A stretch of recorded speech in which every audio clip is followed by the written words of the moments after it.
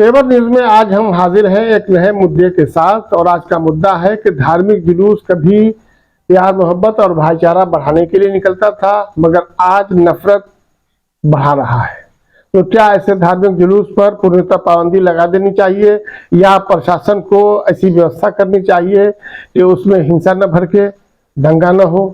आए दिनों देखने में आता है कि धार्मिक जुलूस में कहीं पत्थरबाजी होती है, तो कहीं किसी धार्मिक स्थान के सामने जाकर उपद्रवी नारा लगाते हैं और उससे माहौल खराब होता है। गाड़ियां जलाई जाती हैं, दुकानें लूटी जा रही हैं, हत्याएं हो रही हैं।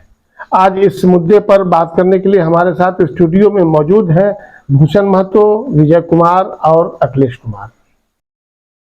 देखिए, भारत एक ऐसा देश है जहां दुनिया की तमाम धर्म के लोग रहते हैं और सभी को धार्मिक स्वतंत्रता है। अगर हम धार्मिक जुलूस की बात करें तो मुस्लिमों में मुहर्रम का जुलूस होता है। इसके अलावा अगर हम दूसरे धर्म में जुलूस की बात करें तो जुलूस शब्द का कहीं कोई उपयोग नहीं है, प्रयोग नहीं है। हिंदुओं में यात्रा होती है जिसको शोभा यात्रा नाम दिया जाता है, कलश यात्रा नाम दिया जाता है। तो ये धार्मिक यात्राएं होती है, चाहे कांवड़ यात्रा हो। इन यात्राओं में प्रदर्शन का कोई महत्व नहीं है और आज तक प्रदर्शन हुए भी नहीं। रामनवमी भगवान राम की जन्मदिन मनाई जाती है, इस पे जुलूस शब्द का कोई उपयोग नहीं है। रामनवमी का जुलूस ये जो है भारत की राजनीतिक पार्टियों की उपज है। ये रामनवमी का जुलूस है, ये शिव बारात में जुलूस का कोई उपयोग नहीं है, क्योंकि बारात में जो है शस्त्र प्रदर्शन नहीं किए जाते हैं। तो यहाँ पे प्रदर्शन राजनीतिक पार्टियों के द्वारा करवाई जाती है और राजनीतिक पार्टियां डायरेक्ट सीधे रूप से इस पे हावी नहीं होकर ये छोटी छोटी हिंदू संगठन बनाते हैं, जैसे कि हिंदू वाहिनी सेना, बजरंग दल, शंकर दल, विश्व हिंदू परिषद, ऐसे संगठन बनाती है जो संगठन इस तरह के जो है आयोजन को जो है करते हैं और वो जो यात्रा है उस यात्रा को जुलूस में बदलते हैं और उपद्रवियों लोगों को लेकर जुलूस निकालते हैं, क्योंकि आम लोगों को जुलूस से कोई मतलब नहीं है।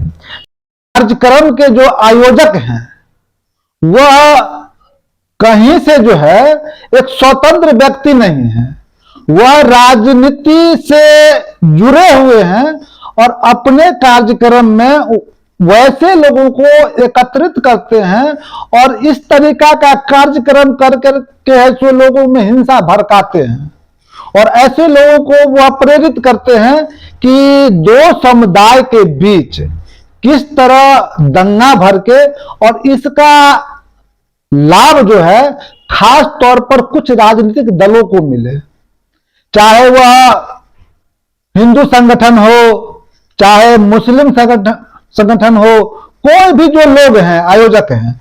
आज जगह जगह जो धार्मिक हिंसा जो हो रहा है इसके पीछे राजनीतिक है और इसमें बड़े बड़े जो नेता हैं उनका उसमें जो है कि कहीं न कहीं इन्वॉल्व हैं और वैसे लोगों को वो आयात करके उस दंगा जो जुलूस है उसमें उसको घुसा देते हैं। जैसा कि आपने एक फिल्म में हम देखे थे, जो गदर फिल्म में, उसमें क्या हुआ था कि एक जनरल लोगों का जुलूस था और उसमें क्या किया कि कुछ गुंडा को घुसा दिया और उस तरीके से दंगा है तो फैल गया।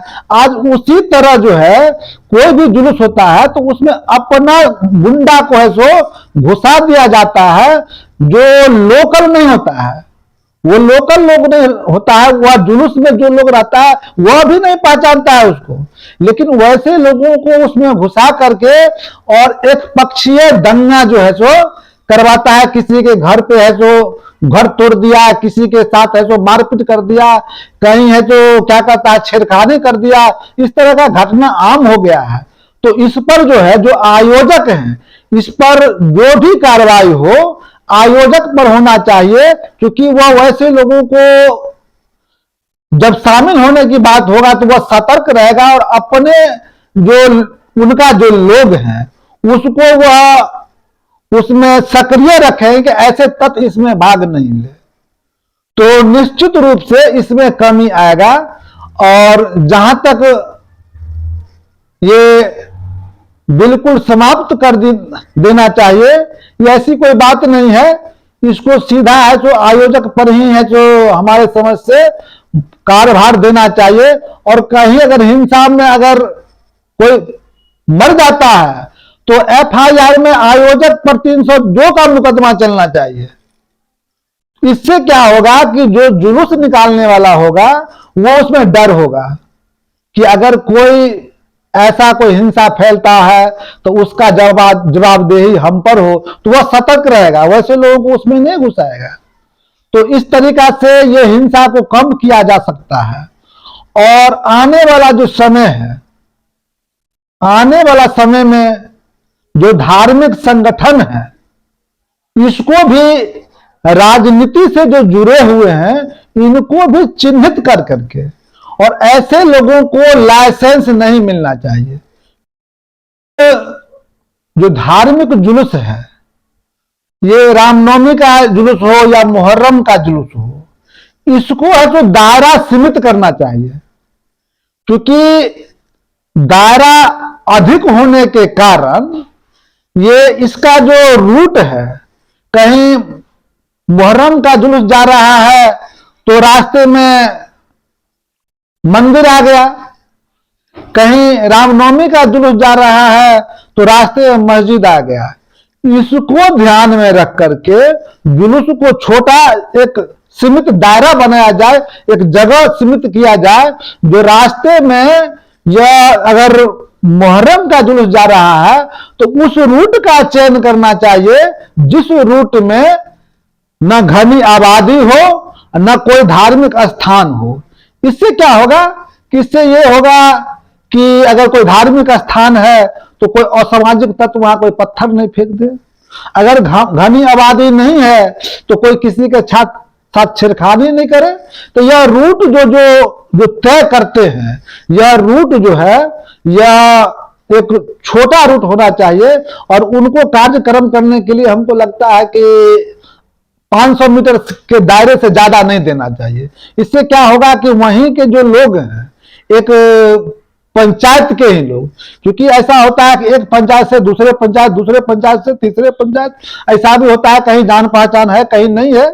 तो एक पंचायत में ही उसका दायरा अगर सिमट के रहता है तो एक भाईचारा भी बना रहेगा। और इस तरीका का कोई जो है जो घटना करता है तो चिन्हित लोग रहेगा। क्योंकि अगर गांव में कोई अगर ऐसा कोई अप्रिय घटना करता है तो गांव के लोग चिन्ह लेगा कि बाहर का लोग था कि गांव का था। लेकिन अगर 2 पंचायत 3 पंचायत के लोग बाहर से अगर आते हैं तो इसमें कंट्राडिक्शन हो जाता है कि लोग नहीं पहचान पाते हैं। तो हमारा विचार यह है कि इसका दायरा सीमित किया जाए, और सीमित दायरा रहेगा तो अगर कोई भी असामाजिक तत्व किसी तरह का छेड़खानी करता है, कहीं पत्थर फेंकता है, कोई धार्मिक स्थान पर किसी तोड़ फोड़ करता है, वह चिन्हित हो जाएगा और कार्रवाई आसानी से किया जा सकता है। देखा जाए तो धार्मिक जुलूस जो प्रत्येक साल प्रत्येक महीने निकाला जाता है, और आए दिन हम न्यूज़ चैनल के माध्यम से टीवी पे समाचार पत्रों में यह देखते हैं कि किसी भी धार्मिक जुलूस के दौरान ऐसी घटनाएं घट गई जो बेहद बेहद दुर्भाग्यपूर्ण होता है। ऐसी घटनाएं जिससे एक जाति एक धर्म पर विशेष प्रभाव पड़ता है, आघात पड़ता है। तो ऐसी जुलूसों को पूर्ण रूप से प्रतिबंधित कर देनी चाहिए। प्रतिबंधित इसलिए कर देनी चाहिए क्योंकि धर्म की रक्षा के लिए कुछ संगठन जो है धर्म की रक्षा के आड़ में इसमें दंगा भड़काते हैं, और उसका पूरा फायदा राजनीतिक संगठन को मिलता है। और उनके संरक्षण में ही ये संगठन जो है धार्मिक संगठन वो कार्य करती है, और तरह तरह जगहों पे जाके एक ब्रांच बना करके उनके एजेंडों को समाज में फैलाने का काम करते हैं, उनकी धाराओं पे वो काम करती है। तो निश्चित रूप से धार्मिक संगठन और धार्मिक जुलूसों से कोई आदमी को कोई फायदा होने वाला है नहीं, सिर्फ उसके नाम पे राजनीतिक रोटियां सेकती है ये राजनीतिक संगठन। इसलिए मेरा मानना है कि सारे संगठनों को सारे धार्मिक जुलूसों पर पूर्ण रूप से प्रतिबंध लगा देना चाहिए।